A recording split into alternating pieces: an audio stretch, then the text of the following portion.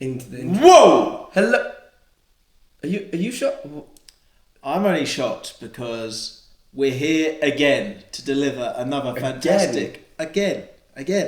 Another fantastic podcast on the Fat Salad Podcast.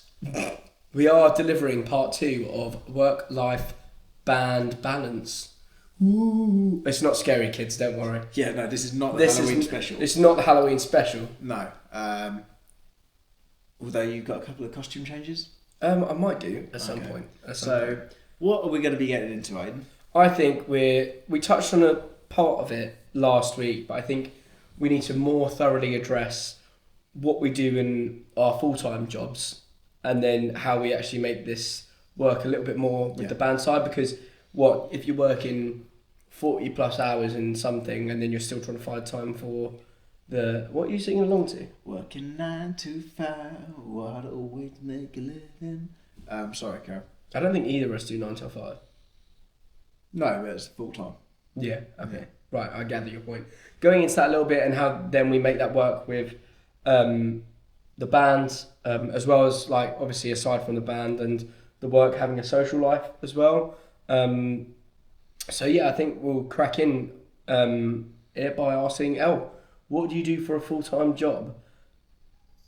So I run a landscape gardening business, and then how do I balance it? That's the question, I guess. It's a tricky one. How do I balance it? Well, it goes in cycles, and that's what we were talking about in the last episode. And so sometimes the band's very busy, and then sometimes work's very busy, and I focus on a different thing each evening, and then that tends to, and then through that I find a bit of a rhythm. So one night I'm doing work emails and I'm organising that side of the business, and then other days I'm actually emailing, DMing, trying to sort out shows, working on things like cover art, working on or just practicing, writing or rehearsing for a specific show. But I tend to find things come in waves. I'm not very good, or I don't enjoy giving something half my attention, because I find that's bad for creativity, and it's bad in terms of how I perform in terms of business. What do you mean by half your attention? So if I try and, I'm going to do this for half an hour, and then I'm going to switch to playing guitar for half an hour. Yeah. And then within that also try and have a life, and sometimes it takes about half an hour to start doing the thing you wanted to do in the first place anyway. Exactly. Sometimes you need to sit down with the task, and then, like you say, it takes 20 minutes or so to actually get into it before you're actually doing anything that's worthwhile. And I feel that's also important to treat it like that, because then you look forward to getting into something rather than something being a hassle on your to-do list. And don't get me wrong, sometimes little things have to be on a to-do list, otherwise nothing gets done. But broadly speaking, I like to section off my evenings in the week or mornings, and then or weekend days, and just have big blocks of, like, okay, so today's Fat Salad Day. I'm going to get this done. I'm going to get this done. I'm going to be creative in this with Fat Salad in mind. And that's what I find works well for me. How about yourself, Big Cheese? Well, going into what I do for work, I do sales to US companies. Speak to a lot of pharmaceutical companies. I'm actually just changing jobs. So my hours initially, because of contacting a lot of the US, were 11 till 7:30, which is actually really quite restrictive when it comes to music, just in the fact that you can't play in the morning, really. So I could go to the gym, be back by like 9 or 10, probably 9, right? And then still have 2 hours where I can't play music. They're unsociable times to start, playing your guitar, really. And even when you finish 7:30, pretty late finish, but I can do some writing, I can play noodle about, but I can't really be playing too loud in where I live. So I actually found that quite restrictive. But in the new role that I'm having, my hours would revert back to a 9 till 5:30, which makes it much more accessible to whack in an hour, half an hour each day. Do you know what I mean? Mm. And I think that's actually a challenge, is finding, okay, where in the day is the best place, time to start practicing. Because me personally, when I was at uni, I think it was a lot easier because I could literally, I don't know, it'd be like probably peak time for me to start playing, writing, and practicing was probably about 2 p.m. Yeah. I've eaten time, just had a coffee, I've been to the gym, done a bit of work, feeling very creative at that point. If I've moved about, I feel more creative. So later Yeah. in the day, first things never. I don't find that. Yeah, I don't conducive think your to brain's dialed in creativity, enough, you know. It's more of a time for getting things done. But yeah, Karen. Yeah, and I think that was definitely a challenge, and I'm sure there's a lot of people with full-time jobs that are wanting to do music and find the right time to practice. And in honesty, like the ideal times you don't usually have unless you're a full-time musician. So I think you actually have to work with a lot of the tougher times to write music, and you know that might be 7:30 at night, but it might not be you practice like you normally practice. It might be, okay, I can't practice as loud as I want to, so I'm going to do scales quite quietly in my room. Yeah. Or I'm going to learn the chords for a song, go through it. Like there are things that you can do that aren't full biff playing, but when it comes to like running through a set, that's not something that you really want to do at a half pace or half volume, because I need to practice what the show's going to be like, not practice. Do you know what I mean? Yeah. So I think that's definitely something that's like hard to do, but like I think you just have to find the right time for yourself. I don't know how else to explain it. Yeah, what are your thoughts there, Al? Yeah, I think it's like anything with like a deadline or something that needs doing. It just gets done, and then sort of the nature of time and just life, it just slots into a position. So sometimes, you do have to have, and nothing could be optimal. So I find some people are like, oh, all these parameters have to be in place for me to have a good practice or this happen. It's like, no, you can have loads of things that help facilitate a good practice, but realistically, you're not in like lab conditions. You're not an elite athlete. You're not a pro musician. You just need to get it done. You just need to get it done and put in the time and do the best you can. I think there's got to be with some the tools you have. Yeah, I do think there's got to be some appreciation for the fact that because you're not a full-time musician yet, whether that's the aim or not actually, but if that is the aim, like because you're not there yet, you have to appreciate the fact that you don't have, it's not as accessible to practice. How do you feel? I think this is actually a good question that I've experienced quite a lot. Obviously, you've had, like, say you have a busy week, busy 2 weeks, busy month, right? You can't get to the guitar as much as you want. How do you navigate that? Because I used to put heavy pressure on myself, and I think it's good because you need that kind of discipline, showing up when you don't want to, or making the time, or whatever. But I actually, at some point, I also found it counterintuitive because it was almost like I was guilting myself. Yeah. So I actually started to develop a little bit of a. This is way early on when I started practicing when I was very much younger. Yeah. But there was that pressure that I have to do this, I have to do that, and actually made me want to do it a lot less. Yeah. So how do you feel about that? Like when you have had those busy weeks, how do you treat that? That's the thing I struggle with immensely even now. Because I like to play. I like to exercise for an hour a day, and I like to go to the gym for an hour. And I like to play guitar for an hour a day, and it doesn't work. Like tonight is podcast night. We had a late day at work. Then I went to the gym, managed to squeeze that in, and that's more for like my mental health.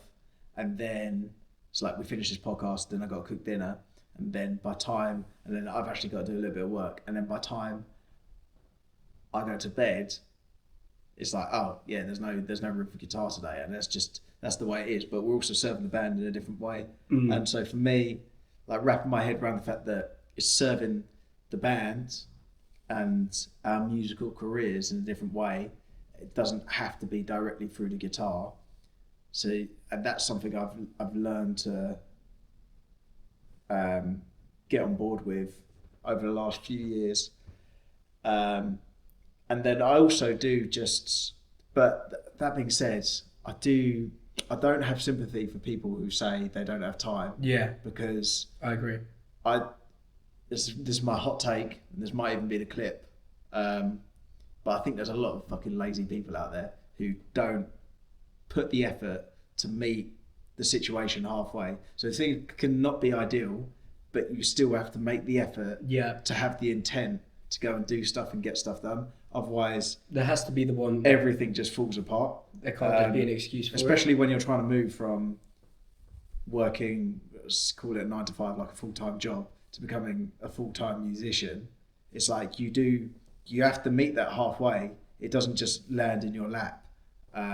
You don't just click your fingers and you're just like, you have to put the energy. I'm semi-pro at both now. You have to put the energy out there for stuff to come back. Otherwise, it doesn't work. So yeah, I do think some people don't deserve to have that practice guilt. Do you know what I mean? Yes, it's like you haven't actually like sacrificed enough to make that work. Yeah. Do you know what I mean? If you're sat there watching a couple hours of TV a week, it's like that. Realistically, if you want to be definitely taken seriously as a musician, well, okay, and you're saying you haven't got time, then that time does need to be dedicated to practicing. And also, I think practice doesn't need to be as intense all the time. There are different levels of intensity of practice, right? Like, I mean, we've literally spoken about that. But like, practice might be, okay, I'm just going to sit down. I'm not even going to think about what I'm playing. I'm just going to play some chords and enjoy that. Yeah. And enjoy that time of like, and within that, like, so I used to, when I was like really tired, right, at uni, I had tons, oh no, not at uni, when I was working full time and I had tons on, but I still wanted to play. I'd literally pick up the guitar while I was watching TV and I'd play. And then when I played something that I really enjoyed, I'd pause the TV and then I'd start focusing that on a bit more. But it was something that was like really low requirements for me to do it. But then the rewards that I might have are, okay, I can walk into the next practice with 4 new different chord progressions that I'm like, I really like that. And maybe even some vocals on top. Yeah, fair. You know, and equally on that, like I think I'm in a position as the, lyric writer, and a lot of the skeleton of the song is where, okay, if I don't have time to pick up a guitar physically, okay, we can start looking at some of the songs that I'm writing at the moment, the actual lyrics to it, how can I make those better? And I think it goes back to that point that you made that I think is really important, is you can serve the band in different ways. As much as your core skills need to be there, I think there are other things that you can do that, especially like, I mean, this is assuming that the people listening to this have played for a few years or, are relatively competent in their instrument. There are other ways to get that practice in, and to the musicians out there, then I think it's more important than ever to sacrifice that TV time and sit down and learn some scales in the quiet time, Yeah. I think what we're highlighting is you have to be adaptable and you have to work out different ways of accessing the love of what you're doing. And that's not always the obvious way of, oh, I'm going to play the set or I'm going to write this riff, because there's not, like we spoke in the last episode about how there's cycles, and I spoke earlier about how I see it as like seasons and just things roll on. And so we got a few releases coming up, which means alongside practicing for shows and whatnot and altering the set and writing new stuff for the next EP, we have to gear up for the promo side of that. And I'd argue, lost it for a minute, we should have done more. Yeah, I agree. But then I think this is something that we will talk about in another episode, is how we can make that more doable. Because I'm going to lightly touch on it now. I think that when you release a single, there's a massive pressure to do what, like, not the big guys, but the guys who are full-time musicians with full, like, marketing teams and all that to do, which is like, oh, you have to release all this. But I actually think we can do more with less. I think what we did with Lost It for a Minute is we probably put too much pressure on the idea to do something big, and that actually resulted in us in doing less for it. Yeah, I agree. Yeah. And I think what it could be as simple as, okay, we're going to just grab a phone and we're just going to get everyone here on one day, and we're going to do a day of running through some takes, doing some stupid stuff, and we're just going to sew it all together. Yeah. As simple as that. And I think there is a pressure to do that. And on top of that, obviously, you want to be plug in some ads and stuff like that. Yeah. I think that drives a lot of good natural traffic. That's actually a good point. I think social media makes everyone look a lot busier than they actually are. Yeah. Which is like, you don't really work out, and then you realise that some artists that you follow, they've actually been quiet for quite a long time, and then when it comes up to a release time, it's like, oh fucking hell, like all you can see is like what they're talking about, what they've released, but it's because It's all planned. 6 months have been, plus the songwriting time and the production time, have been in the works for all of that to sort of come out. So that's, I guess, if you're a musician, when you see everyone on Instagram's like the final polished product in terms of the release, as well as the actual music. And then I think a lot of people will dress up how busy they look, / how whether they actually have full-time jobs or not. Because I think a lot of time it will surprise you who's got jobs and how they sort of fund things and all that sort of stuff, and how things can come across polished when actually they're not so polished. And we've played with bands with record labels, and initially you're like, oh wow, yeah, no, they're really together, and then you actually like see a little bit behind. You dive into a little bit more, and you're like, oh yeah, no, this is just sort of, it's like the record label is almost like a vanity thing, and it's all just like sort of, I feel like there's still working people like trying to make things work. There's just, it's just glossed over a little bit more. I feel like there's another episode in here, so I want to just direct us back to the initial chat. And like, I definitely think, I mean, what we can do is the next couple of episodes, while we start to look to the next release, we start talking about what we're actually going to do for these campaigns. And we'll drill into the social media side, how you can make one video, 3 videos, and little things like that can make life easier. But I think for now, one of the final things that I want to go into is, obviously we've spoken about the band, the work band balance, but then on top of that, how are you fitting your social life in that? Like for you, do you find there's a lot of sacrifice in what you do? Yeah, sometimes there's sacrifice, but that's just like the nature of it. Sometimes you just have to do something, because if 3 out of 4 people can do it and you're reluctant to do something because it just doesn't quite align with what your ideal world, where it's like, newsflash, it's not an ideal world, and that's not saying that everything has to go out the window, because otherwise everything falls apart and then you got no one to enjoy it with. But at the same time, there's definitely compromise, and there's, have you got any examples of that? You have to prioritize things. So we missed a gig because my girlfriend booked tickets to a show in Brighton, but about 6 months in advance, and the show came up, and at the end of the day, I thought, it's a support slot for a friend of ours band, and it's not a deal breaker. I'd rather have this in my back pocket and then cash in a bigger, I can't do this because this is happening, for something a little bit larger. So you're saying, what are you saying you sacrificed there? Or is that something you're saying that you didn't sacrifice? So I didn't sacrifice then. Yeah. But I think there are certain things that I sacrificed that opportunity to sacrifice for a bigger sacrifice. Right, okay. I'm not sure anyone listening followed that. Yeah, that but makes sense. I understand the point you're making, where it's like, you are also, as much as it's like, yes, you need to sacrifice the van and work around other people, you're also entitled to do those things for yourself. Yeah. Like, there shouldn't be that pressure all the time. Like, there's always another gig, right? As much as you want to say yes to as many as possible, True. there is always another gig. So, yeah, I mean, you had tickets to go do that on your birthday, for example. It's like, yeah, no, I completely understand. You have to be able to say no to things as well as yes. I think, and that's the way, that's balance, right? Yeah. The balance isn't 100% sacrifice. The only problem is, that's fine, but then there's 4 people in a band.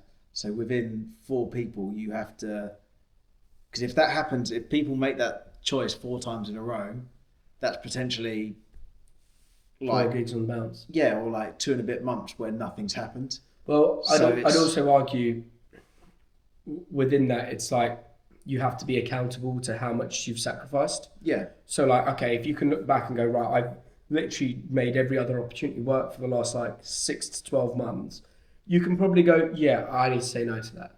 Yeah. How many, like, it's a very rare occasion that me or you will say no to a gig, right? Yeah, true. That barely happens. And if it is, well, we'll try and work around it. Like, even like, we've got Cambridge coming up, where a lot of us are taking work off. We've got Sheffield, where what was it? We had to move some stuff about. I can't remember what it was, but we moved stuff about. But it's like it's little things like that that you make it happen. And as much as I think it's easier to see the things you don't do than it is the things you do, right? Yeah, obviously. But I think I'm just reluctant to have too. Yeah, it's just you have to. It's difficult. That's the bottom line. Bottom line is difficult, but you have to make it work. And I think the idea that we're getting across is balance within that. You can't do too much. You can't do too little. There is a fine line as a musician that's not fully employed as a musician, right? Yeah, definitely. And the more you do, I think objectively is better, but that comes with consequences. I agree. Do as much as you can within reason. Sweet. Should we knock on the head then?